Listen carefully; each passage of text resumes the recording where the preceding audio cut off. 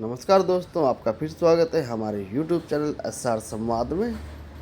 और आज का संवाद प्रस्तुत है सुप्रसिद्ध पत्रकार अमिताभ अग्निहोत्री के एक डिबेट शो से, जहां पे अग्निहोत्री जी कांग्रेस के द्वारा 22 तारीख के राम मंदिर के निमंत्रण को ठुकराए जाने पर कांग्रेस के प्रवक्ता की अच्छे से क्लास लेते हैं और वो यही नहीं रुकते हैं, वो उनको कांग्रेस के राम विरोधी डीएनए तक का बोध करवाते हैं। और आप सभी से अनुरोध रहेगा कि अगर आप चैनल पर पहली बार आए हैं तो चैनल को लाइक, शेयर और सब्सक्राइब जरूर करें और अपनी राय हमें कमेंट में ज़रूर बताएं। तो चलिए चलते हैं संवाद की ओर। एक बात कही जा रही है और ये मेरे ख्याल से तर्क आज भी है, कल भी था और ये 22 तक चलेगा, इसलिए इस तर्क पर भी थोड़ी चर्चा हो जाए कि 22 तारीख को जाना क्या जरूरी है। जो 22 को नहीं जाएंगे वो कम राम भक्त माने जाएंगे, ये कौन का बोल तय करेगा। इस पर मैं चर्चा करना चाहता हूं। ये वो लोग तब बोल सकते थे क्या, तब उनको ज्यादा उनकी बात में वजन होता। पहले का छोड़िए, 22 दिसंबर, अगर मैं तारीख सही याद करूं, 22 और 23 दिसंबर की दरमियानी रात 1949, जब 3 गुंबदों के मध्य गुंबद में रामलला का जो मौजूदा विग्रह है, जिसकी पूजा अभी हो रही है, वो प्रकट हुआ रात में। ठीक, तब से लेके आज तक जवाहरलाल नेहरू, इंदिरा गांधी, संजय गांधी, राजीव गांधी, मेनका गांधी, सोनिया गांधी, राहुल गांधी, प्रियंका जी के पति, प्रियंका जी के बच्चे, कोई गया रामलला का दर्शन करने? 22 को तो टाइम नहीं है, चलो समझ में आता है। कभी गया कोई 1.25 रुपया के बतासा चढ़ाया हो, एक दीपक जलाया हो? राज शर्मा साहब, बार बार ये बात कही जाती है कि भाई 22 को जरूरी है, हम 19 को चले जाएंगे, हम 24 को चले जाएंगे, ठीक है। लेकिन इस बात में वजन नहीं दिखता, क्योंकि वजन तब आता जब ऐसा होता कि भाई 5-7 बार सोनिया जी रामलला का दर्शन करे आई, पंडित जी करे आए, नेहरू जी थे तब वो भी अयोध्या जाते आते थे, कभी रामनवमी पर, कभी इंदिरा जी खूब गई, राजीव गांधी, संजय गांधी, सोनिया जी, राहुल गांधी, तो बात मान ली जाती कि भाई 22 को नहीं जाएंगे, बाद में चले जाएंगे, हमें क्या, हमारे लिए तो घर है। लेकिन कभी तो गए नहीं, कभी नहीं गए। और आपके जो पार्टनर हैं इंडिया में, यूपी में समाजवादी, उनमें भी मुलायम सिंह जी, अखिलेश यादव कभी नहीं गए रामलला का दर्शन करने। राज शर्मा जी, मैं ये कहना चाहता हूं भाई, आपने ये तो बता दिया कि कांग्रेस के नेता नहीं गए, मुझे आप यही बता दिए भारतीय जनता पार्टी के कितने नेता जा रहे थे? आप यही बता दीजिए, मुझे 10-12 गिना दीजिए जो हर महीने चले जा रहे थे, कि साल में 4 बार जा रहे थे। कभी न जाने वाले, तो उस राम जन्मभूमि से दूरी बनाकर रखने वाले, राम जन्मभूमि को अस्पृश्य मानने वाले, राम जन्मभूमि को अछूत मानने वाले और राम जन्मभूमि में कभी जाने वालों की एक साथ तुलना नहीं हो सकती। राज भाई, नहीं हो सकती, ये बात अलग है, लेकिन ये अपराधी भी तो नहीं घोषित किया जा सकता ना। कौन अपराधी घोषित किया जाएगा? अपराधी कोई नहीं करा। आप, मैं तो तर्क दे रहा हूं, मैं अपराधी और गैर अपराधी घोषित करने वाला कौन होता हूं मित्र?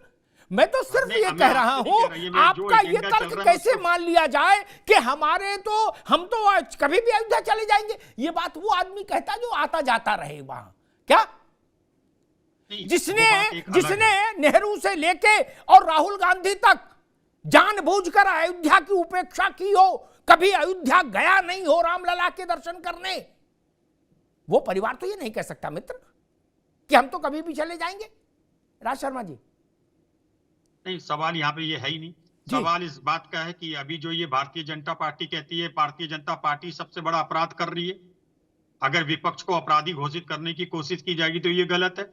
भारतीय जनता पार्टी बार बार कहते हैं राम स्थापित होंगे, मुझे तो समझ नहीं आ रहा, राम तो वहां पहले से ही थे। आप ही 49 से बता रहे हैं, तो ये क्या स्थापित कर रहे हैं?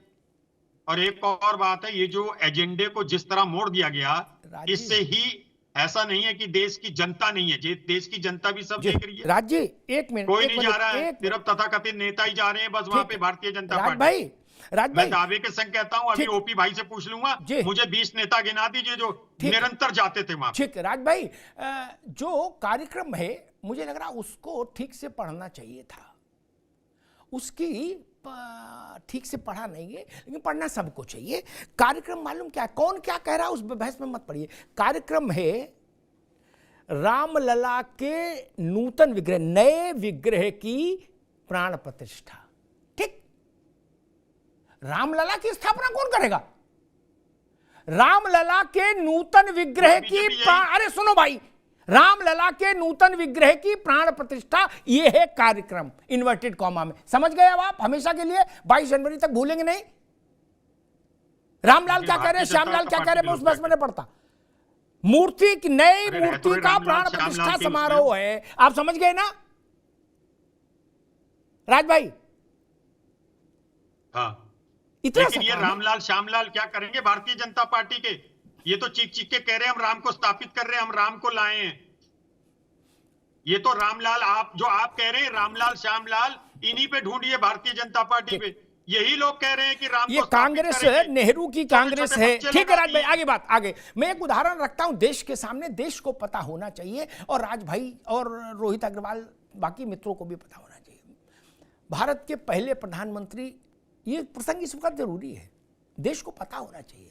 पंडित जी, जब ये हुआ कि भाई सोमनाथ में मंदिर का पुनरुद्धार हो गया, अब उसको लोकार्पित करना है, भव्य हो गया मंदिर, दिव्य हो गया, नव्य हो गया, तो जवाहरलाल जी को और राजेंद्र प्रसाद को दोनों को न्योता आया। जैसे अभी न्योता आया ना सोनिया जी के लिए, खड़गे जी के लिए, ऐसे ही जवाहरलाल नेहरू ने न्योता रिफ्यूज कर दिया, बोला नो मैं नहीं जाऊंगा। राजेंद्र बाबू ने एक्सेप्ट कर लिया, वो राष्ट्रपति थे, प्रधानमंत्री थे। राज भाई ये बात गलत हो तो टोक दीजिएगा, ठीक?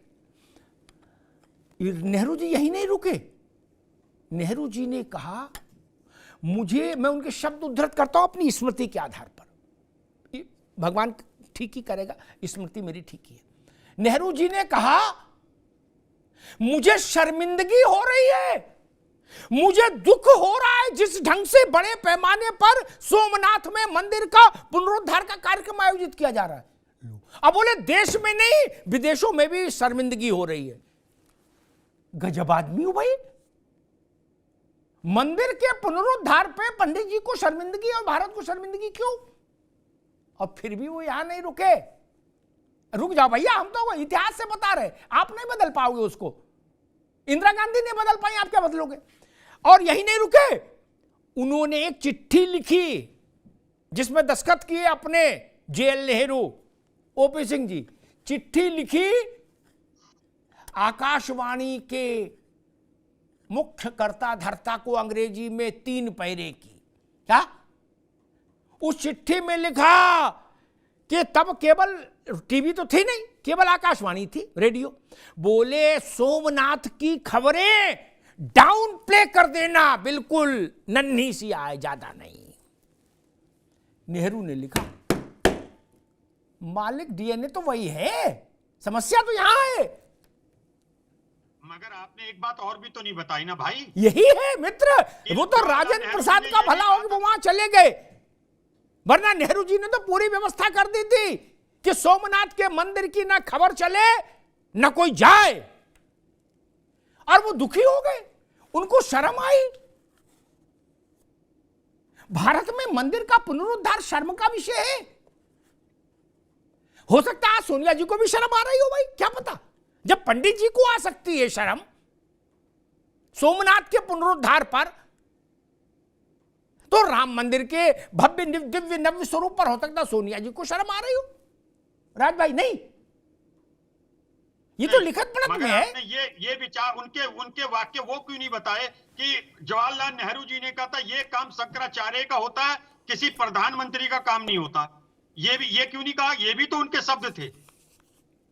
आप बताइए कि ये नहीं है उनके। मैंने क्या कहा? भारत के प्रधानमंत्री का यह काम होता है कि आकाशवाणी को लिखित में आदेश दे कि सोमनाथ की मंदिर के पुनरुद्धार की खबर बिल्कुल नन्ही सी दिखाई जाएगी, डाउन प्ले किया जाएगा, अंग्रेजी में लिखा डाउन प्ले। ये मुझे नहीं पता।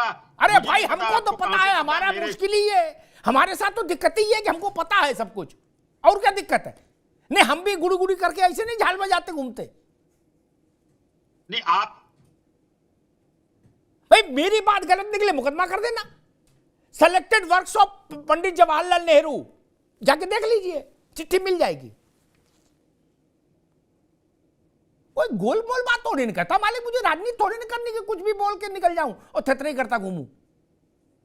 मुझे पत्रकारिता करनी मित्र, ये छूट राजनीति में है कि कहीं भी थेथरे करो निकल जाओ। मौर्य जी हैं हमारे, भाजपा जब उनकी ओपी सिंह की पार्टी में थे तो सबसे ऊपर कूद के कहते जय श्री राम जय श्री राम। क्या कद छोटा है तो थोड़ा उछल के कहते थे, क्या आप दूसरी बातें बोल रहे हैं। बहन जी की यहां थे तो कहते थे बुद्धम शरणम गच्छामि, कहते थे, ये थे नारा लगाते थे बुद्धम शरणम गच्छामि, और तब तक मायावती जी मंच पे आती थी तो लेट जाते थे बिल्कुल दंडवत, उनकी शरण में गच्छामि हो जाते थे। हम तो वैसा नहीं कर सकते ना राज बाबू, नहीं, इसलिए थोड़ा जानकारी रखनी पड़ती।